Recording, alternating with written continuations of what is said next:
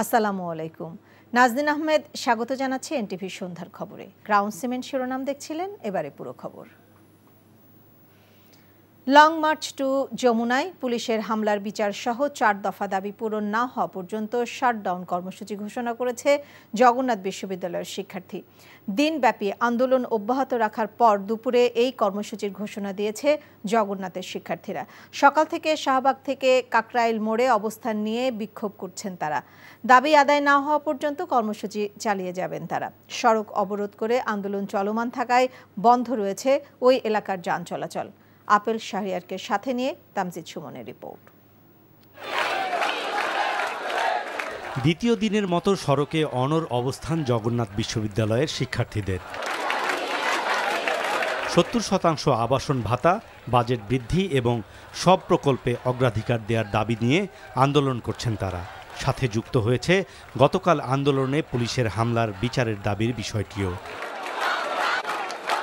বৃহস্পতিবার সকাল থেকেই রাজধানীর কাকরাইল মসজিদের সামনের সড়ক অবরোধ করে দাবি আদায়ের কর্মসূচি পালন করেন শিক্ষার্থীরা।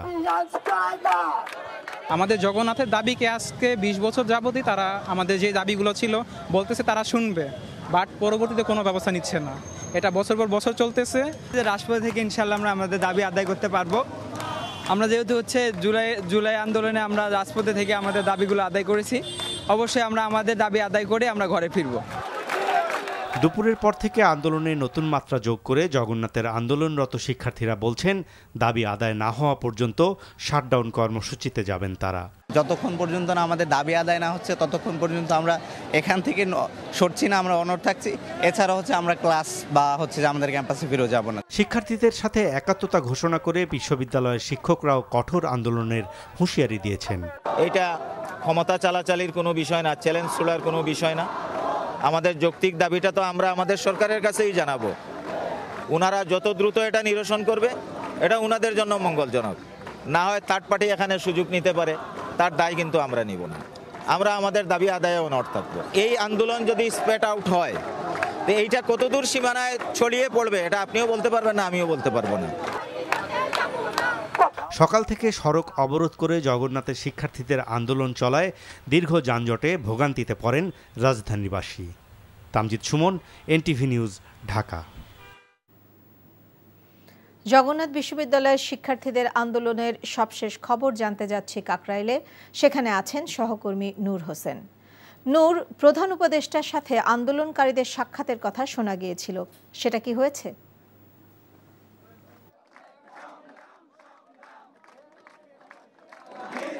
নাজনীন, জগন্নাথ বিশ্ববিদ্যালয় শিক্ষার্থীদের যে 3 দফা দাবিতে আন্দোলন, সেই আন্দোলনটি এখনও চলছে। তারা প্রধান উপদেষ্টা যমুনার যে বাসভবনটি রয়েছে সেই বাসভবনের প্রবেশের যে জায়গা রয়েছে, কাকরাইল হয়ে যে প্রবেশ মুখটি রয়েছে সেই প্রবেশ মুখে তাদের যে অবস্থান কর্মসূচি সেটি গতকাল থেকে এখন পর্যন্ত তারা চালিয়ে যাচ্ছেন। শিক্ষার্থীদের সঙ্গে আমাদের কথা হয়েছে এবং এখানে জগন্নাথ বিশ্ববিদ্যালয়ের শিক্ষকরাও অবস্থান করছেন, তাদের অনেকের সঙ্গে আমাদের কথা হয়েছে। তারা বলছেন এখন পর্যন্ত সরকারের কারো সঙ্গেই তাদের কথা হয়নি এবং তারা প্রধান উপদেষ্টা ডক্টর মোহাম্মদ ইউনূসের সঙ্গেও কথা বলতে চেয়েছেন, কিন্তু এখন পর্যন্ত কোনো সময় অথবা কোনো ধরনের আশ্বাস কোনো কিছুই তারা পাননি।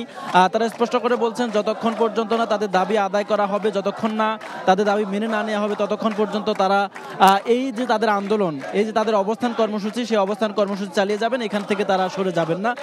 আজকে তাদের যে উপস্থিতি সেটিও গতকালের তুলনায় অনেক বেশিছে।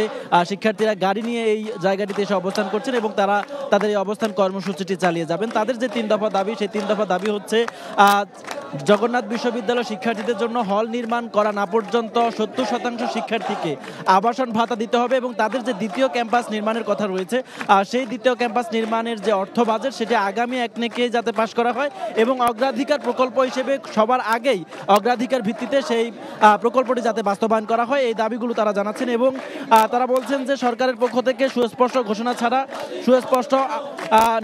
সুস্পষ্টভাবে তাদের দাবি মেনে না নেওয়া পর্যন্ত তারা আসলে এখান থেকে সরে যাবেন না। নাজনীন। বিএনপি সিনিয়র যুগ্ম মহাসচিব রুহুল কবির রিজভী বলছেন ছাত্রদল নেতা সাম্য হত্যার পেছনে রাজনৈতিক কারণ রয়েছে। দোষীদের খুঁজে বের করে অবিলম্বে গ্রেপ্তারের দাবি জানান তিনি। দুপুরে রাজধানীর প্রেস ক্লাবে এক অনুষ্ঠানে তিনি এ দাবি জানান। কি অন্যায় করেছিল সাম্য? পুলিশ গ্রেপ্তার করেছেন 3 জনকে, 3 জন ভবঘুরে। আমার তো মনে হয় এর মধ্যে রাজনৈতিক কারণ আছে। রাজনৈতিক কারণ না থাকলে এই ধরনের সাম্য, যার চেহারা সুদর্শন সৌম্য, নাম তার সাম্য, তাকে হত্যা করবে কে? ভবগুরুরা কেন হত্যা করবে? জুলাই গণ অভ্যুত্থানে শহীদ পরিবার এবং আহত ছাত্র জনতার কল্যাণ ও পুনর্বাসন অধ্যাদেশ 2025-এর খসড়ার নীতিগত ও চূড়ান্ত অনুমোদন দিয়েছে উপদেষ্টা পরিষদ।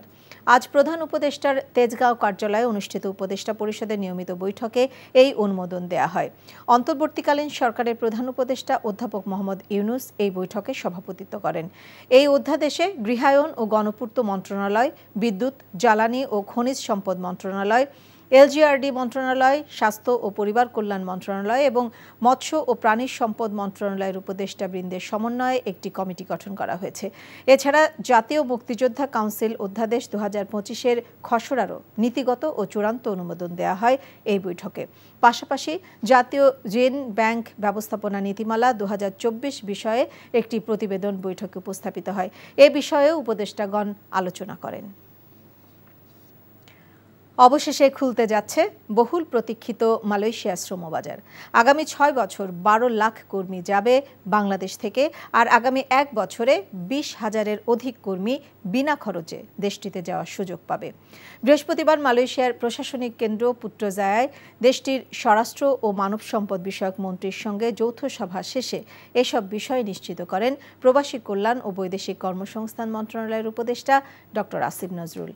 বিস্তারিত জানাচ্ছেন নাজিবুর রহমান। বাংলাদেশি শ্রমিকদের জন্য দ্বিতীয় বৃহত্তম শ্রমবাজার মালয়েশিয়া। তবে নানা প্রতিবন্ধকতায় প্রায় 1 বছর সে দেশটির দুয়ার বন্ধ বাংলাদেশি শ্রমিকদের জন্য। এমন পরিস্থিতিতে বড় এই শ্রমবাজারটি বাংলাদেশিদের জন্য আবারও উন্মুক্ত হচ্ছে। বৈঠক হয়েছে দুই দেশের উচ্চ পর্যায়ের নীতি নির্ধারকদের। যৌথ সভায় বাংলাদেশিদের পক্ষে অংশ নেন প্রবাসী কল্যাণ ও বৈদেশিক কর্মসংস্থান উপদেষ্টা ডক্টর আসিফ নজরুল, অন্তর্বর্তী সরকারের প্রধান উপদেষ্টার আন্তর্জাতিক সম্পর্ক বিষয়ক বিশেষ দূত লুৎফে সিদ্দিকী। কয়েকটি শর্ত পূরণ করে বাংলাদেশিদের জন্য শীঘ্রই শ্রমবাজার খুলে দেওয়ার ব্যাপারে বৈঠকে সিদ্ধান্ত হয়। আমাদের শ্রমিকরা মাল্টিপল ভিসা পায় না, সিঙ্গেল এন্ট্রি পায়, অন্য দেশের শ্রমিকরা পায় মাল্টিপল এন্ট্রি। তো এটা নিয়ে বেশ কিছুক্ষণ কথা হয়েছে। উনি আমাদেরকে শুধু প্রতিশ্রুতি দেন নাই, ওনার সাথে যারা কর্মকর্তারা ছিল তাদেরকে এই ব্যাপারে দ্রুত পদক্ষেপ নেওয়ার জন্য নির্দেশ দিয়েছে। গত 1 বছরে যারা মালয়েশিয়া যেতে পারেননি, অগ্রাধিকার ভিত্তিতে তারাও মালয়েশিয়া যেতে পারবেন বলেও জানান তিনি। মালয়েশিয়াতে আসতে পারে নাই শেষ মুহূর্তে, তাদেরকে উনি মালয়েশিয়াতে আসার সুযোগ করে দিবেন। এটা নাম্বার ছিল 17,000-এর মতো। তো এটা ভিত্তিতে আমরা অনেক আলোচনা করেছি। তো তারা বলেছে তারা ব্যাচ ওয়াইজ নিবে। তো প্রথম ব্যাচ হিসাবে 7,926 জনের তালিকা ওনারা চূড়ান্ত করেছেন।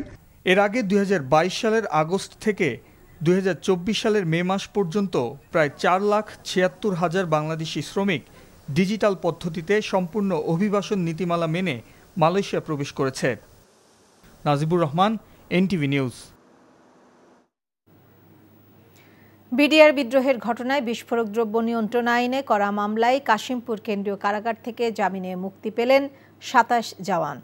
কাশিমপুর কেন্দ্রীয় কারাগারের জেল সুপার মোহাম্মদ আল মামুন জানান, মঙ্গলবার বিকেলে বন্দি 27 সাবেক বিডিআর সদস্যের জামিনের কাগজপত্র কারাগারে এসে পৌঁছায়।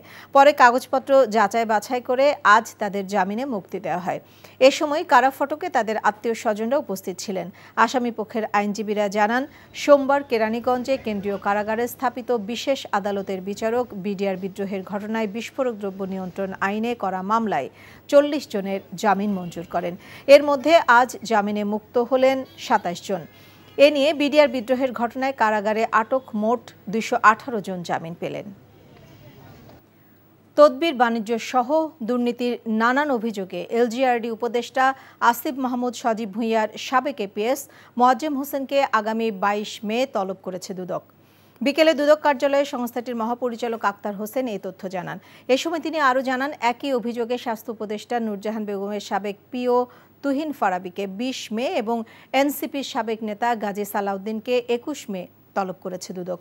এছাড়া 400 কোটির বেশি টাকা ঋণের নামে আত্মসাতের অভিযোগে সাদ মুসা গ্রুপের কর্ণধার মোহাম্মদ মহসিন, ন্যাশনাল ব্যাংকের পরিচালনা পর্ষদের সদস্য রনু হক শিকদার, রিক হক শিকদার সহ 16 জনের বিরুদ্ধে মামলা করেছে দুদক।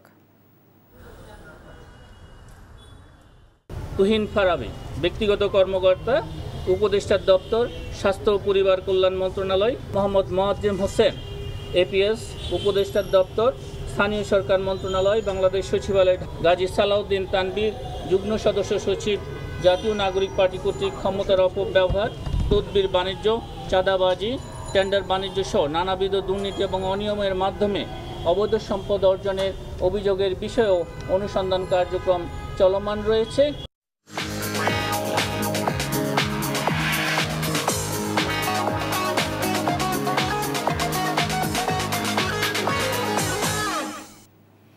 মার্কেন্টাইল ব্যাংক অর্থনীতির খবর। জাতীয় রাজস্ব বোর্ড এনবিআর বিলুপ্ত করে রাজস্ব নীতি ও রাজস্ব ব্যবস্থাপনা নামে দুটি পৃথক বিভাগ গঠনের প্রতিবাদে দ্বিতীয় দিনের মতো কলম বিরতি কর্মসূচি পালন করেছে রাজস্ব কর্মকর্তা কর্মচারীরা।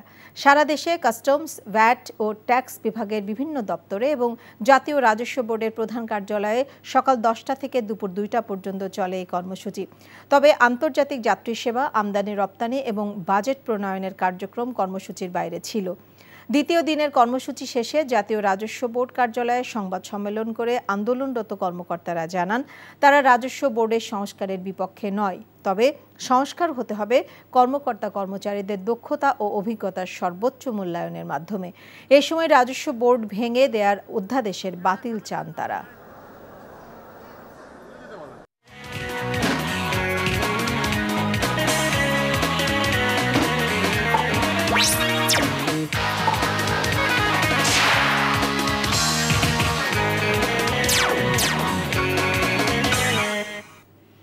ইস্পাহানি প্রিমিয়াম টি খেলার খবর।